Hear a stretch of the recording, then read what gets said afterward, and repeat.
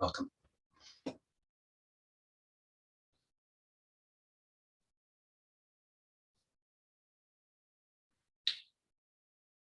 So there's I'd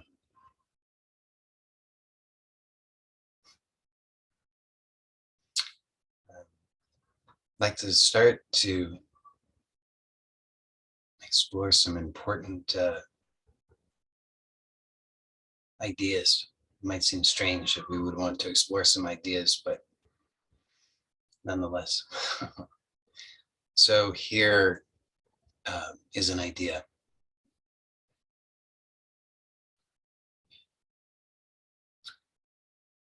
And I'd like to invite you, I'll state it in the first person, but I want you to understand it in first person. That's why I'm going to say it in first person, but don't think that I'm speaking of myself. I'm speaking something that you can understand for yourself. I am 100% responsible for my experience. Okay, so I'm 100% responsible for my experience. So now I want you to really consider that. So like all of these things, we can, they can be an absolute waste if we just let it remain at the superficial level. So it's an idea, but that idea is pointing to something very, we'll say deep, because I use the term superficial. So in contrast, it would be deep. So notice what that's pointing to. So now this if this is really accepted, and by accepted, I don't mean that now it becomes lived reality for you, but I mean accepted as like this is an invitation that's being extended to you. And if you accept that invitation, then this produces a change. So there's a shift that takes place. So we could understand sort of like conceptually, we could understand it as like these 4 quadrants. Okay, it'd be nice if I had a nice graphic I could share, but you just have to imagine it, these 4 quadrants. And the lower 2 quadrants, we can understand that this is incompetence. So the lower quadrants are incompetence, the upper quadrants are competence, and then on one side we have unconscious, on the other side we have conscious. So we're starting in this lower quadrant here where it's unconscious incompetence. So we're unconscious and incompetent. So there's a shift that's taking place. So I'm seeding here this important idea, and this important idea, it's actually a bait. And if you take it, there's a thread, and that thread will take you all the way through these quadrants, but you have to be willing to take the bait. It's like, this is divine bait. Okay. There's a divine fisherman, and you have to be willing to take the bait, and now you're on the hook, and it's done for you, you see, but you just have to be willing to take it. So this bait is this idea, this important idea that I am 100% responsible for my experience.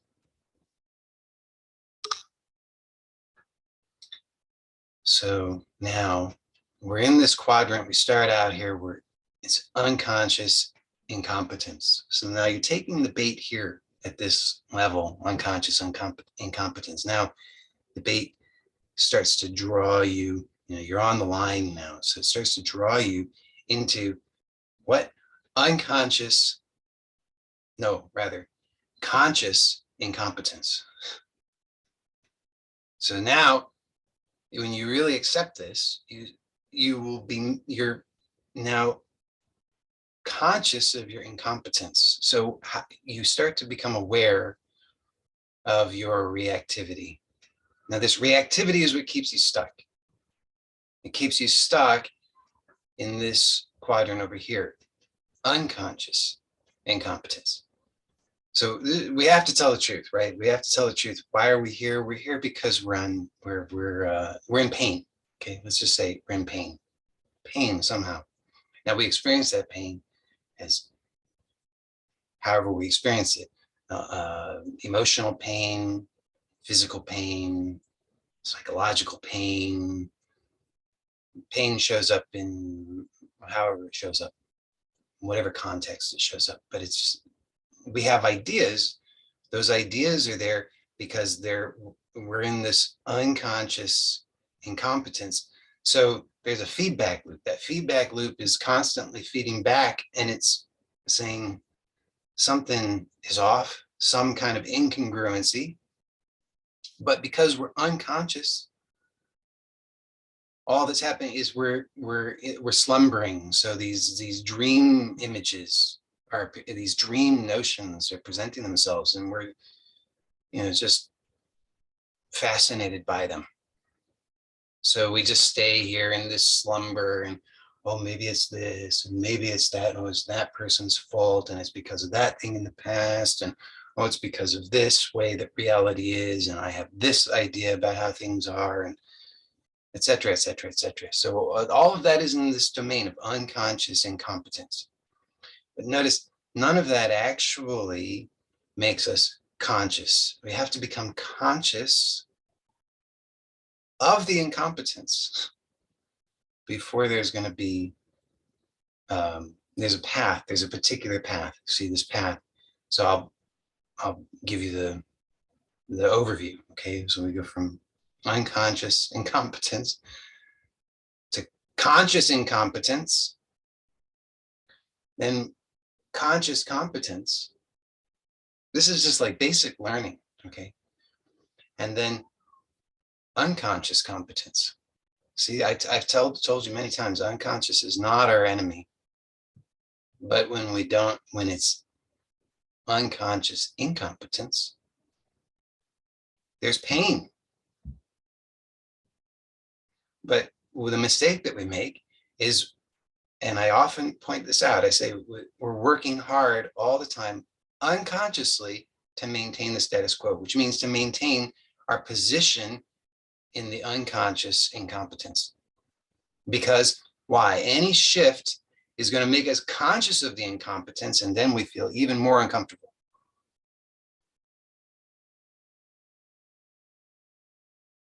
So again, this important idea, lest we lose sight of it, because this is the thing that will take us through this journey.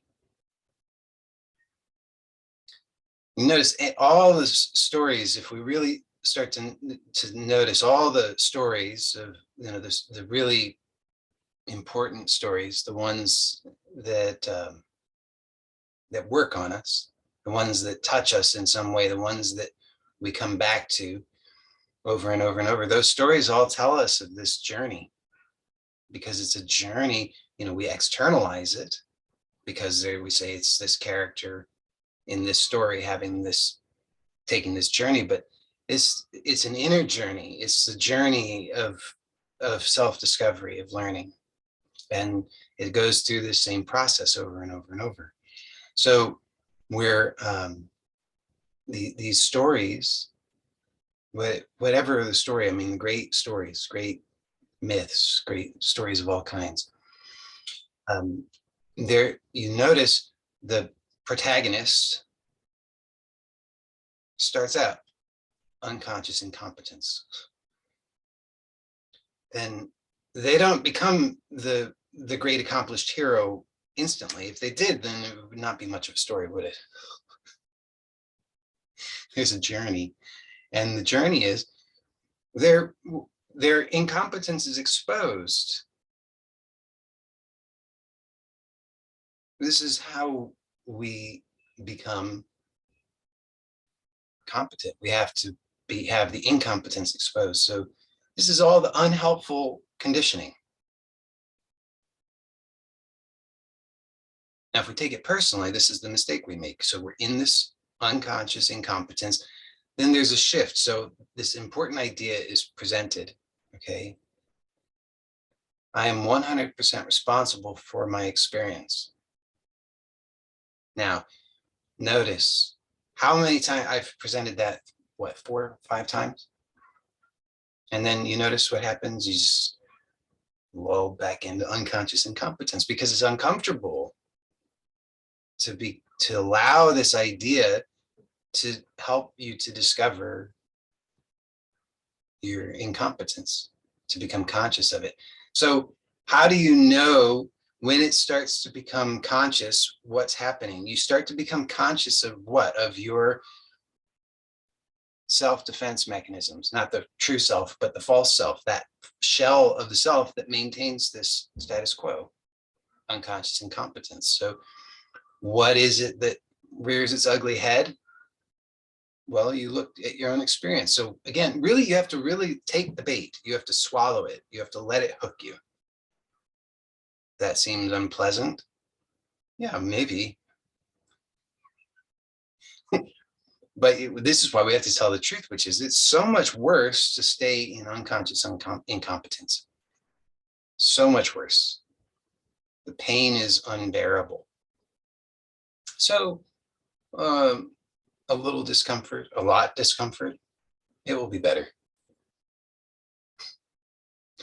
So we just have to know that from the outset. It's like, okay, it's going to be better. Just take the bait. So allow this in, that I am 100% responsible for my experience. Now see what happens. There's a struggle now if you really let it in, because there's a rejection of that. There's a churning. There's a looking for the exception, the excuse.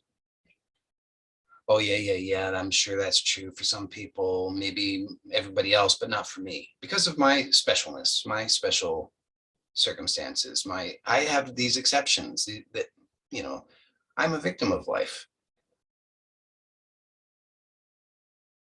It's like, yeah, that's easy for him to say. What does he know of how difficult my circumstances are? See, this is what happens. You have to see that what goes on. So again, here's the invitation. Take the bait, please. I am 100% responsible for my experience. Now you just have to let that in and then see, okay, all of the churning, all that provokes. So this is provoking.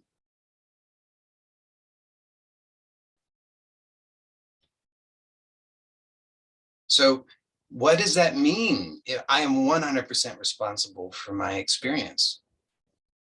What is your experience? What is my experience? So look and see what is not your experience. That's an easier way to look at it. What is not your experience? Is there anything that's not your experience? Do you know of anything that's not your experience?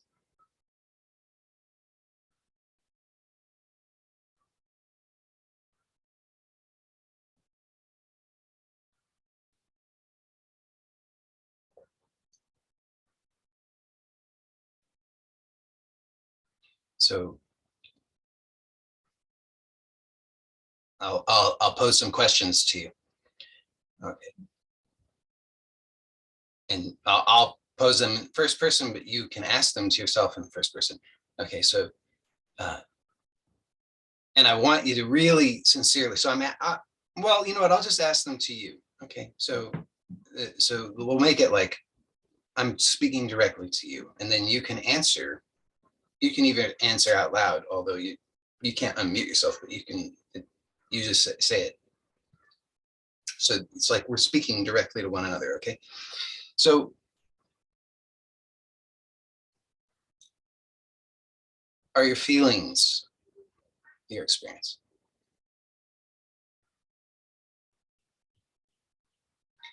Are your thoughts your experience?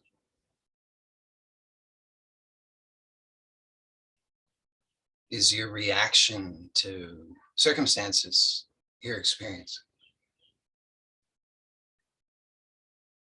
Is your reaction to other people, your experience.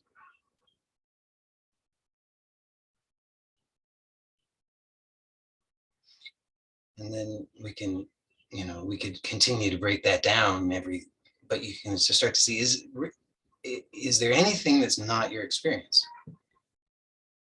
So I'm not aware of anything that's not my experience.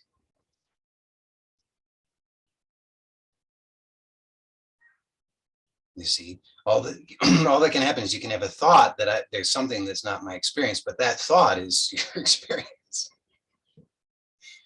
You can't know of anything that's not your experience. This is this should be uncomfortable, because if you've taken the bait, some of you came in late, which is a little bit unfortunate for you because you missed out on the beginning. But I'll review it because it will be helpful for all of us. So we're talking about, first, there's this important idea that we're considering today, which is that I'm 100% responsible for my experience. Notice I didn't say you create your experience. We could argue and explore that another day, but today we're not suggesting that. All I'm suggesting is you're 100% responsible for your experience. So see right away how we misunderstand it. Have a different idea. We hear it differently than what it is. And this is what's going on all the time. Reality is perfectly clear, and we cloud it because we have all of this other stuff that we overlay that's not even there. And then we're all worked up about it. And what are we doing? Well, for those who relate, I have to represent it. But see, we're talking about also, these are 4 quadrants. Okay, so lower 2 quadrants are the quadrants of incompetence. We don't like being incompetent. It's uncomfortable. So there's a drive intrinsic toward competence. So, but we find ourselves in the lower 2 quadrants, which are incompetence. Hopefully you can relate to this. If not, we're in real trouble, because then that's some serious self-denial. But upper 2 quadrants are competence. These 2 quadrants on this side are unconscious. These 2 quadrants on this side are conscious. Now we find ourselves over here to start in this quadrant of unconscious incompetence. Now there's a journey that we need to go on, which is cyclical. See, this is like the nature of this manifest reality. It's the nature of energy. Okay, is that it's cyclical. It's never ending. It just continues. The mistake we make is we say, I want it to be fixed. No, that's not real. Sorry. So we need to start to open to this reality of this cycle that's going on. It's constantly, we're never going to land somewhere. We're never going to arrive. What we're doing is waking up to this, and we wake up at many levels. Initially we wake up to, okay, start to realize that there is a pattern here. And then we start to wake up even beyond that to I am aware of the pattern. I am not the pattern, or I am not bound by the pattern. It's impersonal. And it's wonderful. Not necessarily for the person. But so we find ourselves starting here in this quadrant of unconscious incompetence. Now, can you recognize that in yourself? Well, sort of and sort of not, right? Because it's unconscious, but you just have a sense that something's not right.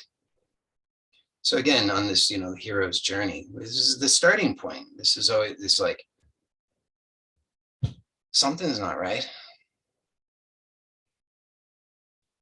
But we're unconscious. We don't even know what's going on. We're just dreaming. We have dreams. But these dreams we're asleep. We don't know. It's unconscious. So all of those ideas, they're actually distractions. And the more we stay stuck in that, we just keep ourselves stuck here. So we're working hard to avoid every time where there's a provocation, we're shifted over here into conscious incompetence. We become aware of our incompetence. Okay, so this idea that I'm 100% responsible for my experience should shift you here. You accept it. Now you start to realize, oh, I'm angry about that idea. How dare he? Or I feel so overwhelmed. Oh my God, I'm responsible for all of this mess. Or you start thinking about it a lot. Well, how could that be? Let me analyze it. So you see all of your ways that you react. But this is powerful because you're becoming aware of the strategies. When you're not aware of them, when they're unconscious, you're over here, unconscious incompetence. You're stuck. You don't want to be stuck. That's why we're here. Now, most of us, we're like, we're sort of like the ostrich, sticking its head in the sand. We do that and we think, if I just wait it out, just wait it out. Like this lifetime is just to wait it out. Like that's the point of life. Just wait it out. And, bad news, good news actually, but seems like bad news from the perspective. If you're wanting to be right, and by right, I mean, if you're wanting to insist that your current strategies, your current perspective, your current understanding is true and correct and right, then bad news, because you're wrong. You're sticking your head in the sand. It's not going to work.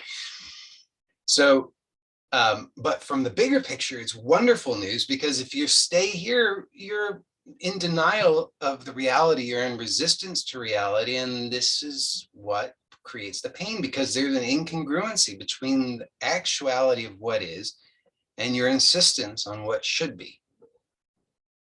So notice that the insistence on what should be is I should feel good. I should have a good opinion of my experience. Thereby, I should never feel bad.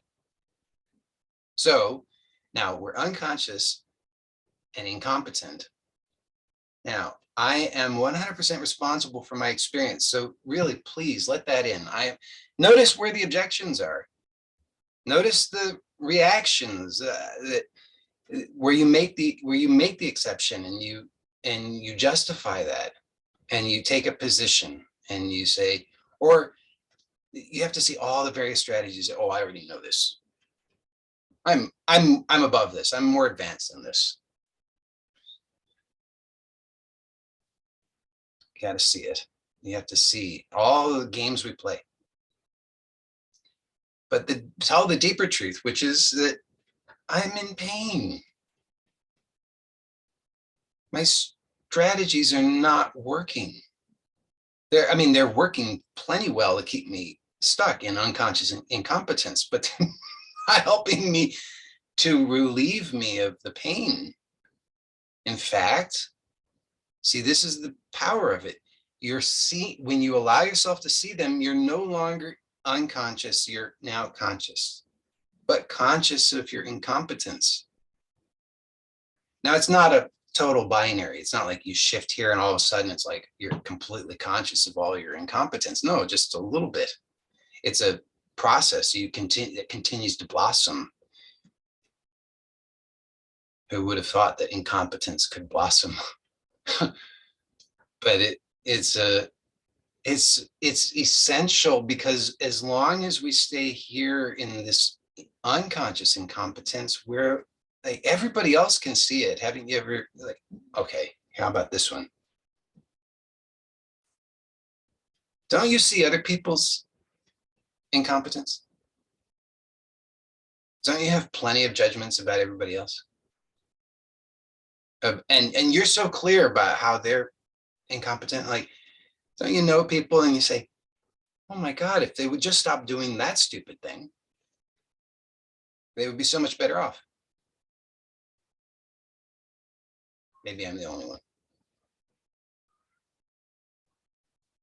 But hopefully you can recognize that you have these, you can see it so clearly in other people. They're like chickens running around with their heads cut off. I mean, it's like you can see that they're unconscious and incompetent. And you can clearly see if at first you say, well, the incompetence is very obvious. And you think, why all you need to do is start doing something differently. Just stop behaving like a moron. But then you come to realize once you get to know the person well enough that they don't even know that they're doing that. Do you see that in other people?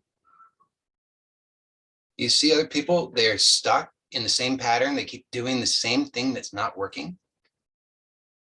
And it's obvious to you. And then when you know this person well enough, you realize they don't know. Each time they're doing this stupid thing that they do probably 100 times a day, they genuinely believe that they're not doing it. They believe they're doing something different. So that's unconscious incompetence. Now, you think that doesn't apply to you? Of course it does. It applies to every one of us. We don't know what we don't know because we're unconscious of it. So we have to accept that I am unconsciously incompetent. That's that's part of this shift is to see if you say, okay, look, I'm 100% responsible for my experience. So I'm 100% responsible for my experience. How could that be? I don't, how do I want to have a positive experience. I want to feel good, but I don't feel good. I don't perceive that I'm having a positive experience, a good portion, maybe even most of the time. Well, so then I can't be responsible for my experience. That's crazy. I want to have a good experience. I'm not having a good experience. Therefore, it's not my fault. It's because of these circumstances. Okay, so now see how we play this game. We say, look, when the circumstances are improved, according to my idea, according to my dream, then I'll feel better. But notice, you never feel better, do you? I mean, I know in fits and spurts, you feel a little bit better for a little while, but then no matter what the circumstances, when you have $5 to your name, or, insert your currency, but you got $5 to your name. You say, when I have, $1 million, then I'll be okay. It's just because I'm broke that I'm unhappy. But then you get $1 million. Maybe that seems like too much to you, $10,000. And you say, there's a little blip for a little bit. You're like, oh, I'm rich. It's amazing. And then same, you're still unhappy. So we play this game. We say it's about the circumstances. It's about these people, these things. And you have to tell the truth about it. This is part of this shift from unconscious to conscious. That you're doing it right now. So you have to see that you've done it in the past and that it was false, right? You have to see, oh yeah, I had all these false notions about how the conditions were responsible for my experience. But the truth presents itself, which is that the conditions change. And even if those conditions change to be favorable, in the long run, I'm still in pain. You see. So we have to see it that the circumstances of the past that we thought dictated our experience, turns out they don't. Then we have to see, I'm doing it right now. So you have to see how right now you have ideas. Just notice, it's not hard. You notice, What are the things that you think are the problems of your life? Who and what is to blame?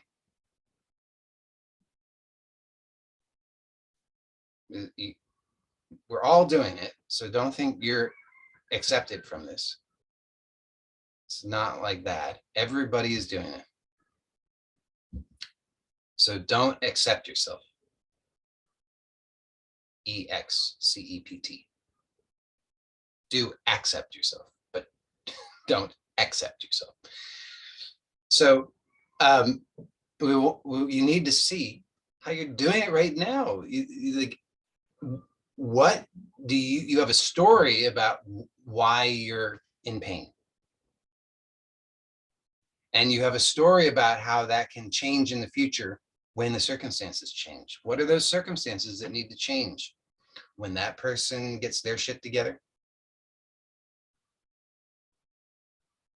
When the number in your bank account goes up? When your body starts to do and feel the way that you think it should do and feel? You see, this is what we're doing all the time. So you see this waiting game that I'm talking about? We're sticking our head in the sand and we're saying, I'll just wait it out. And we're doing it over and over and over and over and over and over. So you got to see it now and then just tell the truth about it. So I am 100% responsible for my experience. So you have to see where are you making exceptions to that? Where do you think that you're not responsible? Where do you think something or someone else is responsible? And I'm telling you, this is tricky. So you might think, oh, I see it all. Okay, take me to the next step already. I'm getting bored. But you cannot have seen it all because it's unconscious. But you stay with it and you allow yourself to feel the discomfort. So you have to just allow that discomfort, the anger, the frustration, the depression, the disappointment, and see how you are driven by your emotional reactions. So this is a very important point. See, that we are very, we think we have very distorted sense of ourselves. We are like in diapers, in the metaphorically. Okay, we're not nearly as evolved as we think. So we're constantly stuck, keeping ourselves stuck here in this unconscious incompetence, and we have to see how the ways in which we do it. So this shift to conscious incompetence, we always want to leap over that, right? We want to go from unconscious incompetence to unconscious competence, right? That's what we want. We just say, I just want everything to flow. I just want to have, I just want to feel good, and I want to have everything, just happen. I've heard about flow states. I just want everything to be fine and good, and just like healing powers just flow in all the time, and everything is great, easy peasy. That's how I want it. And we just want to skip over this conscious part because we have to become conscious. That's the learning process. So we have poor, maladapted conditioning, unconscious incompetence. The way that's going to change, because it's a basic path of learning, that first has to become conscious. So now we have to see how we keep ourselves from making that shift. Emotional reactivity is huge. So notice how you are controlled, for lack of a better way of saying it, by emotional reactivity. So every time you feel bad,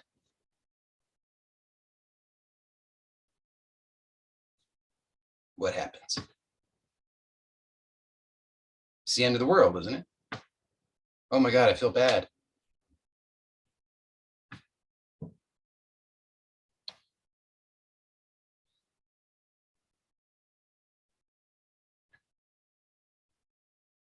How many times has anybody pointed that out? You notice how much of the world, how much of the culture is all about, well, let's not feel bad. You're feeling bad? Oh my God, let's help you not feel bad. You feeling bad is making me feel bad. Oh, this is a terrible thing. It's like, oh my God, we're feeling bad. It's the end of the world. And hardly anybody ever says, you sure? You sure it's the end of the world? Are you sure it's so bad? What's so bad about feeling bad? So we have to see, this is how we keep ourselves stuck. Remember, I say we work really, really, really hard to maintain the status quo, to keep ourselves stuck, unconscious. So a very powerful strategy that we all employ is every time we feel bad, we go back to unconscious.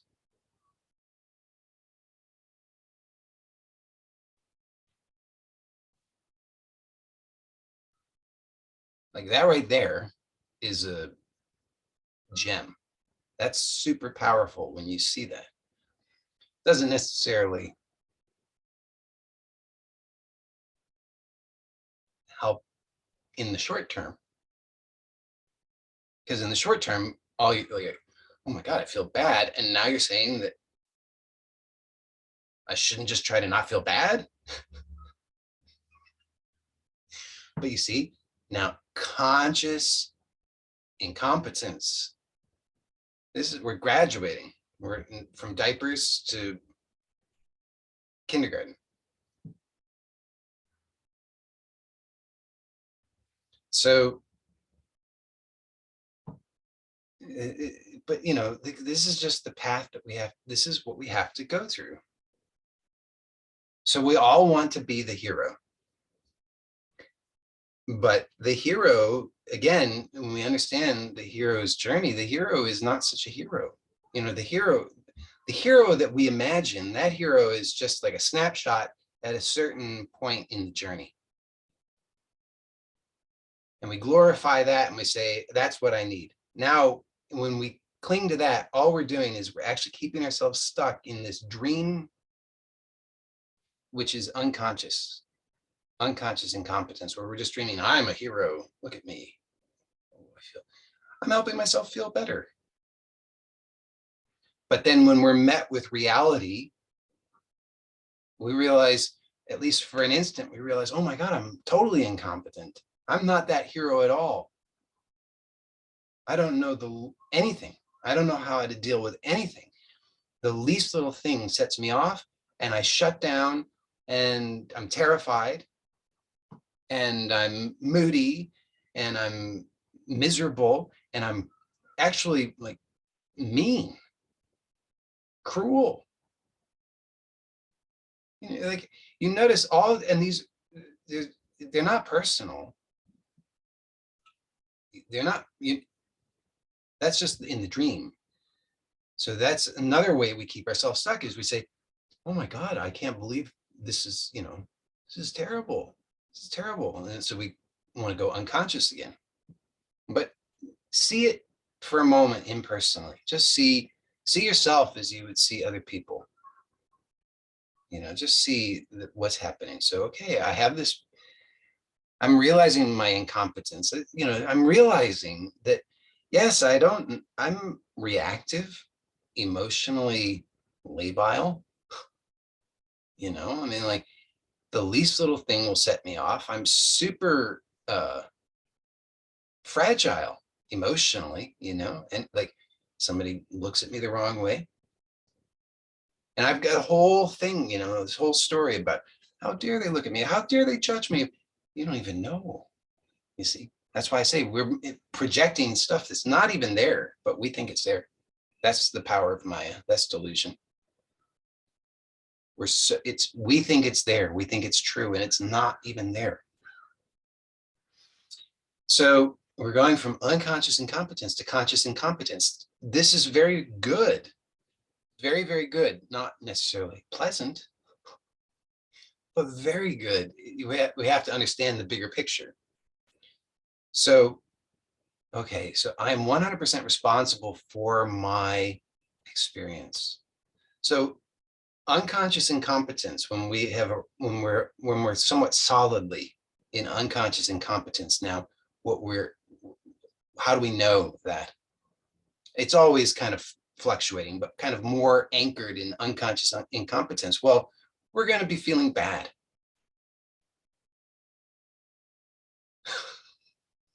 That's why I say, if you're not feeling uncomfortable, maybe, you don't have to feel uncomfortable. It's, but like maybe you're not in that stage right now, but if you're in that quadrant, then there's going to be discomfort.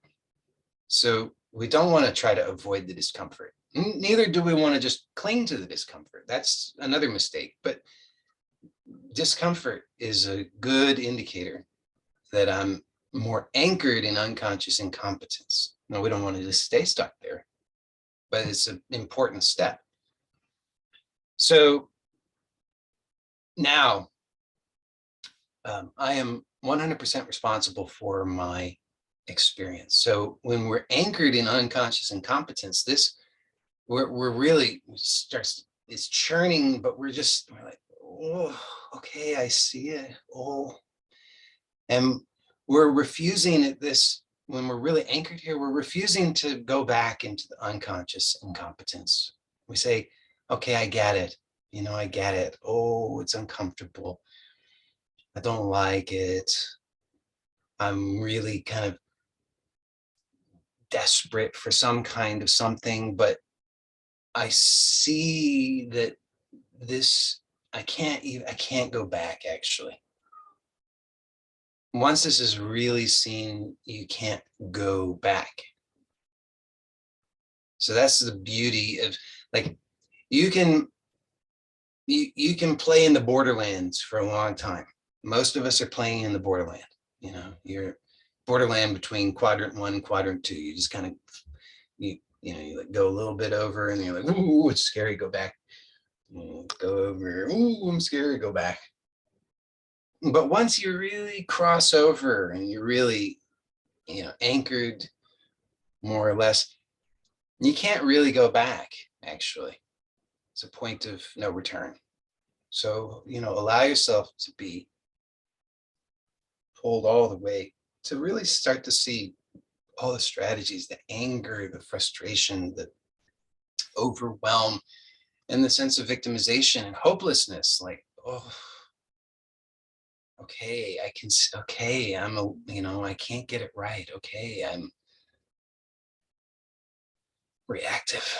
Okay, I don't have the right answers. Okay, I'm cruel. Like you just start to see it, not as a way of, whipping yourself, but you just start to see it, okay, God, this is really, ugh. So now, okay, now what? So again, you take the bait. I am 100% responsible for my experience. So you see all the reactivity, all of the justification, all the arguing that goes on, like this couldn't be, and there must be some exceptions to this, and surely that person really is a problem, and surely these circumstances really are just a problem, and everybody knows, and everybody would agree, right, right, right. So we want to see that. We want to see that effort going on, and how that effort is keeping us stuck in incompetence. So now we're conscious of it because we're allowing ourselves to see, but we're still incompetent. We don't have any great new idea. We don't have any great anything here. We're incompetent. All we're seeing is, I am incompetent. I don't know how to deal with this. I don't know how to, I don't have a good plan. I don't have any good plan. How about that? That's eye-opening to realize I don't have a good plan. Wait, you mean I'm supposed to have a plan? Well, it's helpful, isn't it? But most people don't, like, that's sort of played down, like you shouldn't have a plan. Why not? Don't you think you should have a plan? A plan for, like, your life, how to because if you just keep finding yourselves, notice when there's enough fear, when there's enough intensity, what does happen is I said we can't go back, but in a sense, you get knocked unconscious. You can't be fully stabilized until you've gone all the way back around, and then you repeat the cycle again.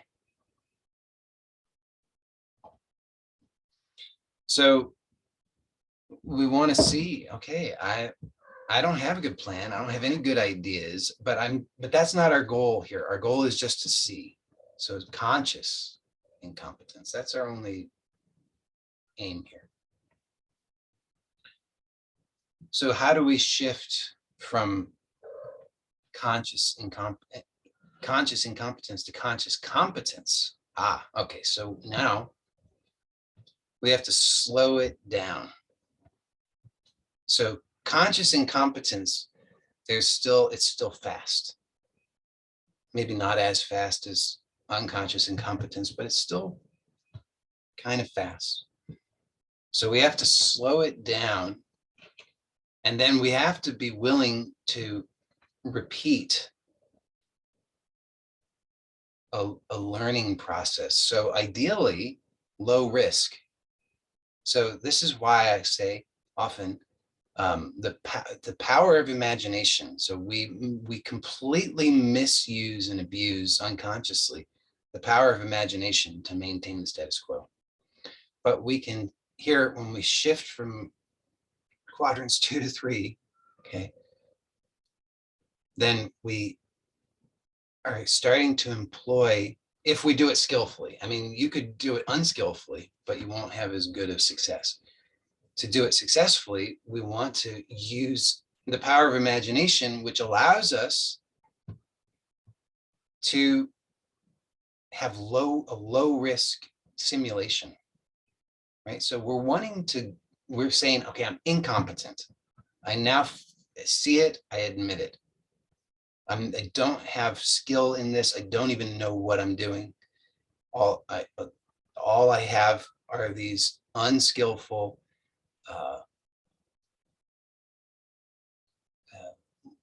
learnings that don't serve me. So I see that now. I want to move to conscious competence. Okay, how am I going to gain competence? This is the same. This is the challenge of this shift. So I guess you could say at each shift, there's a particular challenge, and the challenge of this shift from 2 to 3 is how do I go from incompetence to competence? Because I don't know when all I know is incompetence, I don't know competence. How does that come to be? Well, so the way in which we do that, I mean, there's several things that we can do that are helpful. Okay. Probably the most useful thing one of the most useful things is that we can take the support of a guide, right? So you think about, you don't know something, and this is true of anything, right? You don't know something, but somebody does.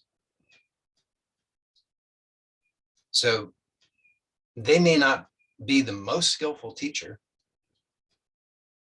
right? But by virtue of the fact that they know, they have that knowledge, you can benefit by taking their support. You need to employ some wisdom in how you do that, because sometimes people end up not doing that wisely, and it's not as effective. But it's helpful to have a guide or a coach who has the knowledge, who embodies the knowledge, who has conscious competence. So that's really helpful. And then also low risk repetition, so practice, simulation. So low risk is key, and that's again why we employ the imagination. most people make a terrible mistake, and it keeps them stuck here in the borderland for a long time, is they don't understand the importance of low risk. So what is low risk versus high risk? So high risk would be that you, because here at this level, you still have a sense of being something, someone. So if you put that someone into the fire, that's high risk. You still have too much attachment. The mistake can be made at so many levels. It can be made out of ignorance. Well, it's ignorance at any level, but it can be made because you simply don't understand that you have the attachment, or that it's even possible to have a low risk learning simulation using the imagination, or out of arrogance, where you realize that you have the attachment, but you say, you have this macho attitude of, well, yeah, but it's not real. It's not who I really am. So who cares? But you'll find out, because you put yourself in the fire, what you identify as, you put that in the fire, and you will react as if you're being burned because you identify with it. And of course it is being burned, you see this. So there's a clue. The simulation, well, the learning, whether it's high risk or low risk, is in a sense burning or removing the incompetence. So competence, in a sense, really is simply about removing the incompetence. How could that be? Well, in somatics, which, a little plug for Tuesday meetings, we have a really good model for this so that we can experience it in a very direct way. That when we have a lack of competence in a movement, for example, it's not because the capacity is not there. We have the capacity. Like the body has the capacity for the movement. That capacity exists. If you don't have competence in the movement, it's not because of a lack of capacity. It's actually because there's too much that's being done. And the majority of what's being done is counter to what it is that you want. So it's incompetence overriding the underlying competence. So just to give an example, like we've been taking a lot of time in the Tuesday meetings to explore turning the head, for example. So there is one way, given a particular setup. So if you're sitting upright, for example, given that context, there is one most efficient way to do the movement of turning the head to the side. That's actually just the truth. There's only one most efficient way. It's contextual, because if I'm leaning over the side, it's going to be different than if I'm sitting vertically. If I'm lying down, it will be different. But given the context, if I'm sitting vertically, there's only one most efficient way to turn the head. Anything other than that is less efficient, which means, well, if it's inefficient, what differentiates efficient versus inefficient? It's the difference between competence and incompetence. Same thing. It's because if there's an efficient movement, then it means that only that which is necessary for the movement is utilized. If I turn the head, I can accomplish what looks like the same thing. Okay, I can do this. over and over and over and over. And each time I could be doing it differently. It looks more or less the same each time, but they're not all the same. And what makes the difference, which we can subjectively experience, because when it's done with great efficiency, it feels good. See, that's the shift from unconscious to conscious, not from incompetence to competence. Incompetence is painful. Competence feels good. So this is good news. You see, all that's happening, all of the pain that we experience, emotional pain, physical pain, etc., all of that is due to incompetence. As soon as we become competent, the pain vanishes. So the difference between incompetence and competence is that it's efficiency. So when I'm incompetent, it's that I'm doing too much. And there's a spectrum there, because it can be that the incompetence is so great that I'm doing so much that's counter to what it is that I want to accomplish, that it seems that I can't do anything that even remotely resembles what I want to accomplish. This is the level of incompetence that we most struggle with, where we just kind of throw up our hands and we say, oh my God, I can't believe how completely incompetent. It must be impossible, right? So a lot of us are dealing like, I couldn't possibly allow these emotions because they're so completely overwhelming. But what we don't realize is that there's actually a somatic component to that, and that we're doing this thing. And what we're doing, we say, I want to feel good, but what we're doing is doing the thing that feels bad. But we don't realize that. So there's a process of going from incompetent to competent. It's repetition, practice with awareness. That's the key. Okay, because this has to be conscious. We can't go from conscious incompetence to unconscious competence. That doesn't work. We have to go from conscious incompetence to conscious competence, which is, I think, where we'll kind of leave off today. We won't even explore conscious competence, unconscious competence. But in order to make this shift, we have to do repeated practice, ideally with some guidance, and it should be conscious. So slow down, and then, so these are the tips. Okay, slow down, repeat many times. So practice makes perfect. And low risk. So low risk means, as I've said, use your imagination rather than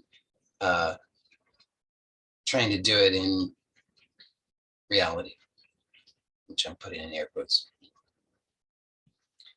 which I've emphasized a lot, but maybe not enough. So the power of our imagination, like, why does the imagination exist? Is the imagination our enemy? No, the imagination is neutral. It's a power. It's a phenomenon. It's not good or bad, but when we take the right use of it, it's extremely powerful, and it's a good ally. So yeah, you have to see, this hero's journey, like,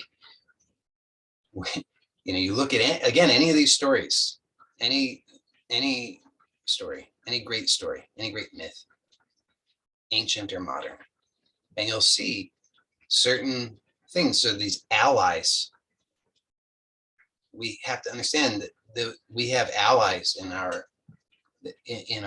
this process of discovery and learning. So these allies are like the power of imagination. Imagination is our ally. But it needs to be conscious. So how do we do that?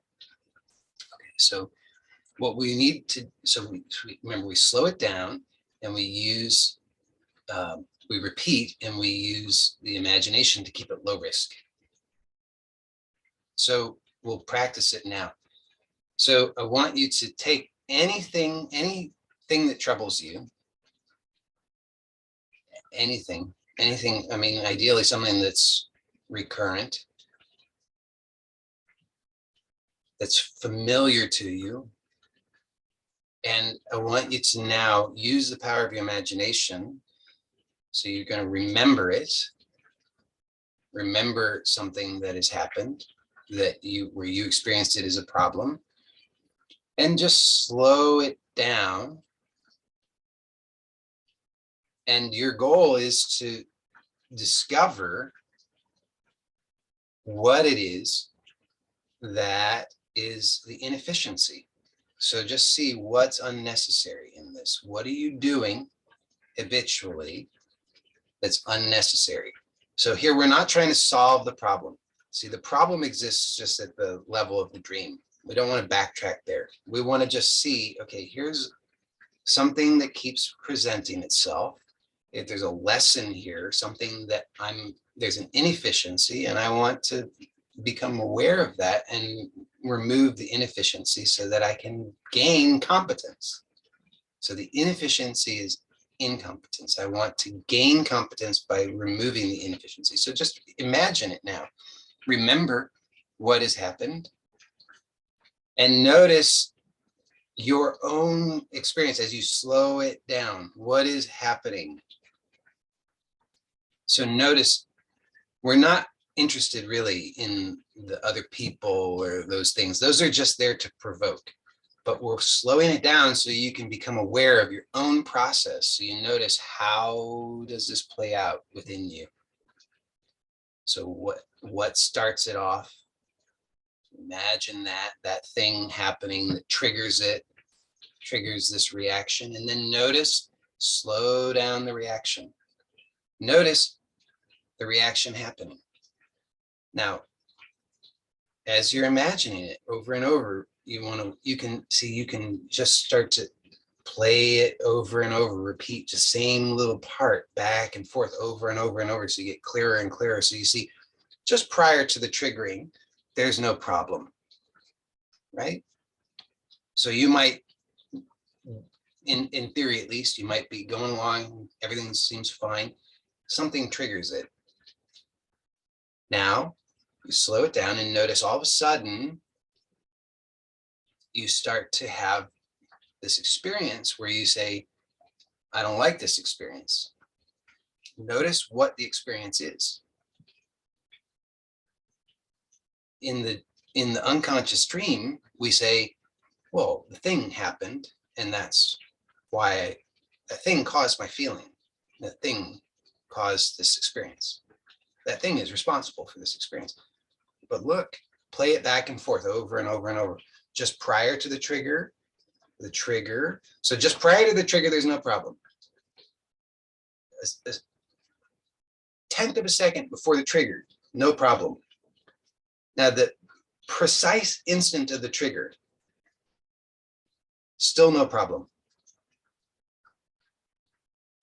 Now, a tenth of a second after the trigger starts to be a problem, but it's smaller at this point. It's not really big, it's small, just a tenth of a second, or a hundredth of a second.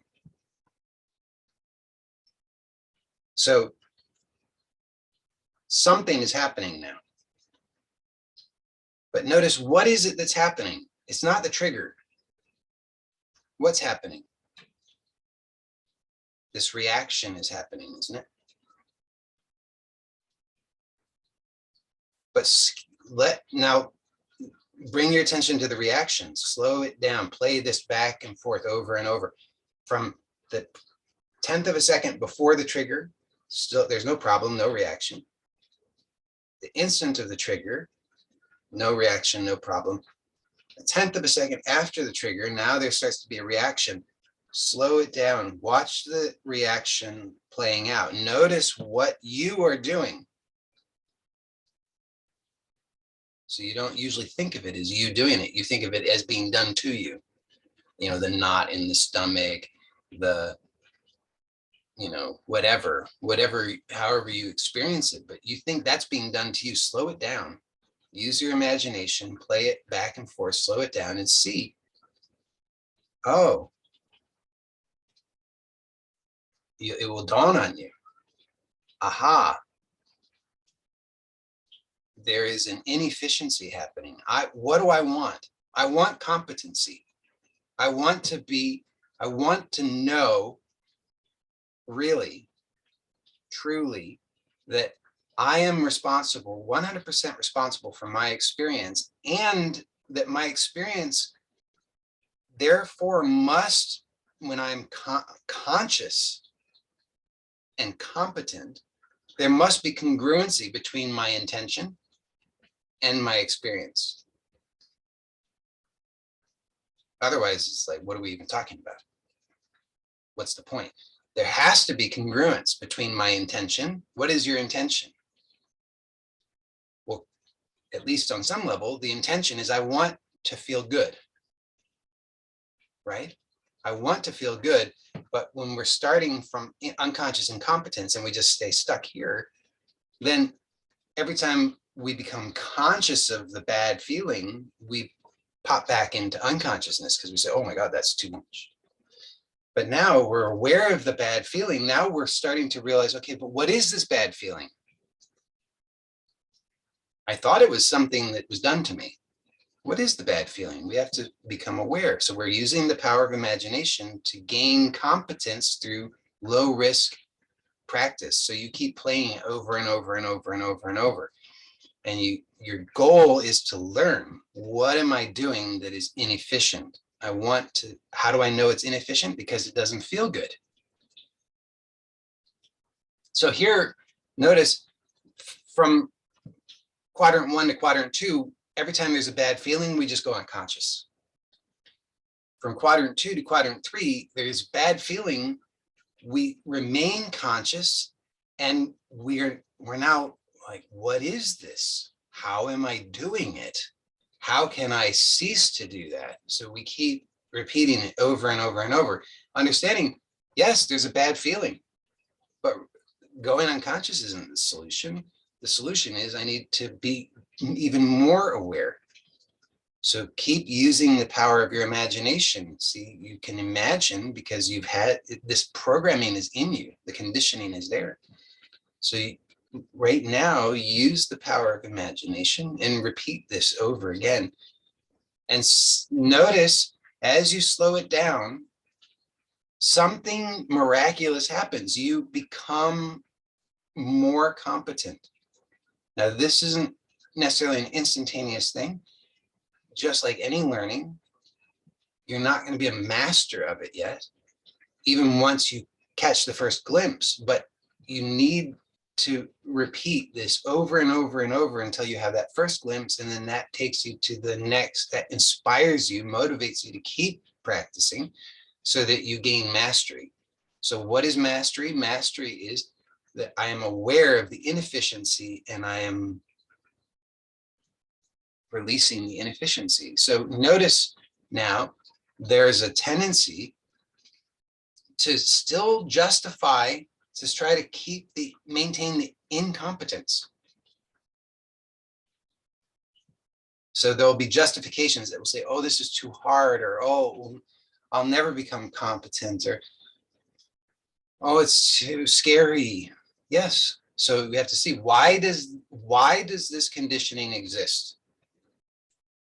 Because life is out to get me, because it's all hard and miserable, because it's just, is it because of that? Or is it just because that was the best learning that was possible at a certain point and it was overgeneralized? So because it was overgeneralized, the charge of it remains, even though it's not appropriate, you see. It's not a life or death situation, actually. Right now, it's not life or death. But you notice the charge of it is like as if it's life or death. Like I can't repeat it again. I can't let go. I can't not do that.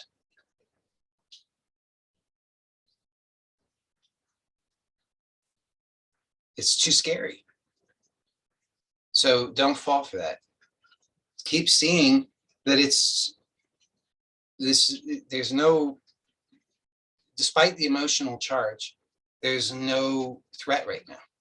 So we're practicing to gain competence. You have to have like, look at it, it's like training to be to gain mastery of any skill, but this is the most important one. It's the one that will help with everything. Without this, you can't gain mastery of anything else. But when you have this, then mastery of everything else becomes easier. So you have to see that fundamentally there's a contraction that starts. It's to protect. So the trigger simply sets off this chain reaction, and it happens so fast normally that we can't notice it. So we can't gain competence if we let it continue to go fast. If it keeps going fast, you'll just keep saying, see, I'm a victim. But you slow it down enough. You have, maybe sometimes for some of us, we have to slow it down so much that it's hard to imagine it's even possible to slow it down that much, but you can. You slow it down that much, and then you see at some point there's just the beginning of this contraction. Now, if you leap over that, then the contraction is too tight and everything just flows out of that and it's hopeless. So you have to slow it down enough that you just start to notice the contraction and just pause right here. It will feel uncomfortable. Great. That's good news. And then let that soften. Then repeat this over. So imagine a tenth of a second before the trigger, and then the instant of the trigger, and then a tenth of a second after the trigger. And now you notice that, see, the more you repeat it, the more you learn to inhibit the unnecessary inefficiency. At first, your nervous system screams at you, I have to. There's no other way. But when you slow it down enough, you learn you can release it. And you see, this applies to everything. So again, I'm 100% responsible for my experience. So that's the idea to play with today. And how does this, I'm realizing that, I've been introducing the peace inquiry, and I've realized that really, I think breaking it down into smaller pieces like we've done today gives an essential foundation to help. It's like a springboard so that everything else works better. So this is really the foundation to learn these essential skills of being able to allow for this cycle of creation, this cycle of appearance to occur, this cycle of learning, and we could call it evolution, to occur, is really kind of the backdrop, or the backdrop to the peace inquiry. So maybe with that in mind, with this experience of today, you can kind of, using this power of imagination, you can notice that just in that instant prior to the trigger, And in the very instant of the trigger itself, and even just a split second after the trigger, there actually is just this openness. This openness, this pure awareness, is this unconditional peace. You notice that this is just true. It's just here. So the peace inquiry is like we could say enhanced version of the same process that we've explored today, which is that we start from instead of where we usually start, which is the insistence that there's a problem that needs to be solved. We instead start from the truth that there is already unconditional peace. So we start here, and then we realize from this that what we've called the problem is in fact just an unconscious habit that we've mistaken for a primary reality. So we had the cart before the horse. So the peace inquiry is, as I often point out, the first step is the most essential, which I've tried to break down even more today so that we can get clearer on it, is that there is actually, the real truth is that prior to, during, and after everything else, there is this unconditional peace, and I am this. So we need to have that glimpse.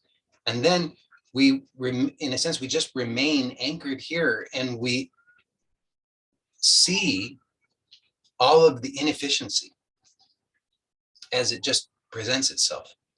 So it's all the conditioning that, from the clarity of this unconditional peace, it's obvious whether this conditioning is useful or not. 99+% of it is not useful, it's inefficient, and it only generates pain, frustration, and so forth. So we start from this glimpse, and I'm inviting you just to recognize that now, of this unconditional peace that I am. And then imagine this unconditional peace expressing as your body, your mind, your emotions, your relationships, and whatever else. And you just to see now, you don't have to do anything. Just remain openly, restfully watchful, and just see non-reactively all the reactivity that presents itself. Oh, it couldn't be in this way and not in that way. And oh, life is just in like this, and I'll always have to suffer a little bit, and et cetera, et cetera. You just see all of that stuff present itself. You don't need to argue with it. You don't need to fix it. You don't need to do anything. You're just seeing it because you're seeing the inefficiency. You're seeing these are the things that you've unconsciously clung to under the delusional pretense that it will protect you. But we're now seeing, as we explore this unconditional peace inquiry, that there's nothing that needs to be protected. I am unconditional peace. See, so now maybe you catch a glimpse of how it really is true that I am 100% responsible for my experience. It's not in the way we think. We understand that in the wrong way initially, but we start to, as we allow this inquiry to work, we see, oh, it's absolutely true. I'm 100% responsible, and it's effortless. It's not like I have to work really hard. It's not that kind of responsibility. That's the misunderstanding.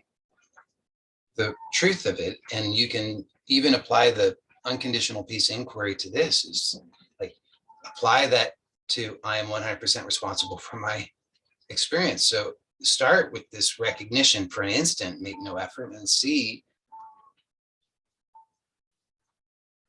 unconditional peace is the ever-present reality. And then you just notice when there's this provocation of I am 100% responsible for my experience, what that provokes. And there's no right or wrong, there's just what is. So don't deny any of it.